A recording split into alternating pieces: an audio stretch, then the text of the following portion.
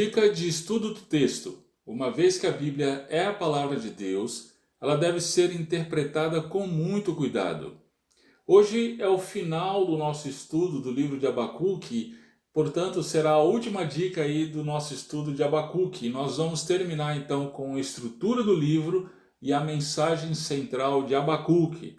Hoje nós vamos ver então o conceito de estrutura do livro e o conceito de mensagem central do livro, mais aplicado a Abacuque. Esses conceitos nós já vimos de maneira muito ampla no nosso estudo da primeira carta do apóstolo Pedro. Você pode voltar lá e nós estamos investindo mais tempo nos conceitos, ok? Hoje nós vamos só relembrar e já aplicar para o estudo do livro de Abacuque. Então vamos lá para a estrutura.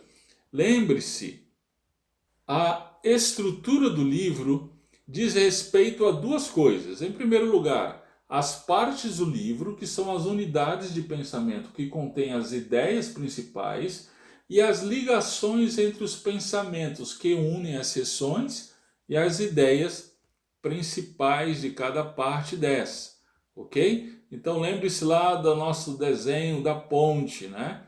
Que ilustra aí o conceito.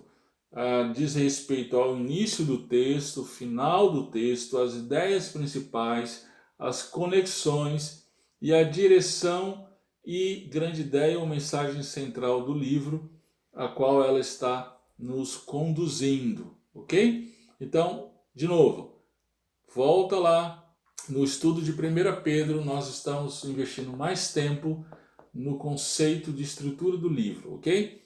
Bom, vamos aplicar então esse conceito aqui no nosso estudo do livro de Abacuque. Lembre-se que o livro ele está em formato de diálogo, né, do profeta com Deus. Então ele começa com queixa do profeta, em seguida vem a resposta de Deus, depois vem a perplexidade do profeta em relação à resposta de Deus, e aí então mais uma resposta de Deus. E aí Abacuque termina com louvor. É muito interessante, ele começa com queixa e termina com louvor.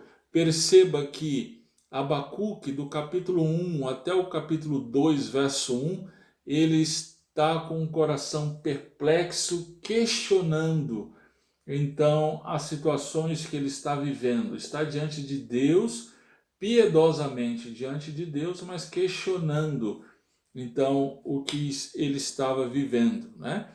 A partir daí então vem a resposta de Deus no capítulo 2, verso 2 a 20, que ensina então a Abacuque por meio de sua palavra, né, que o justo ele vive pela fé.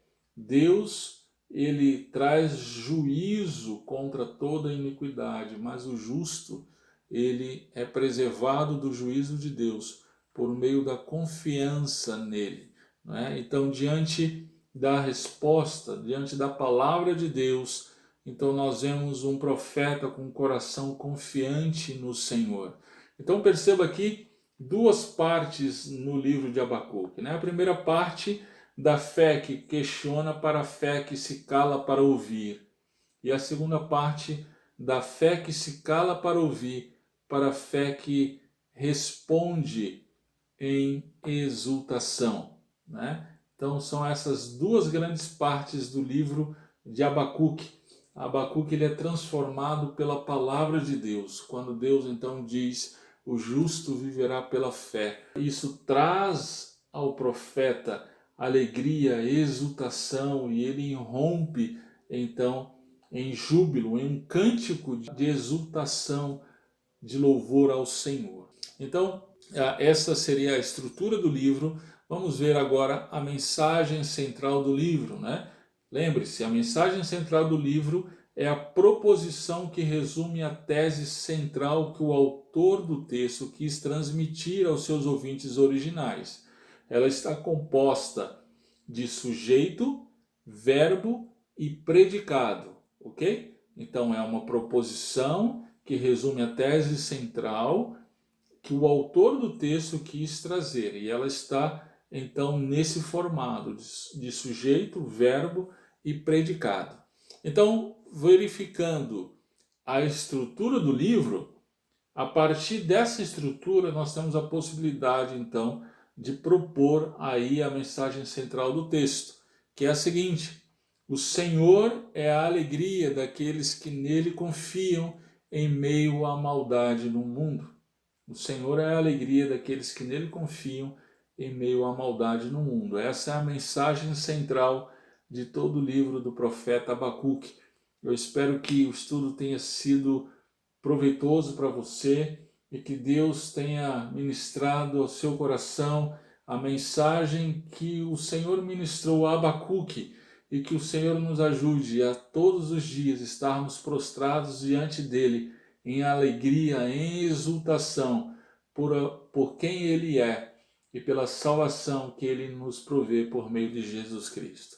Que Deus nos abençoe.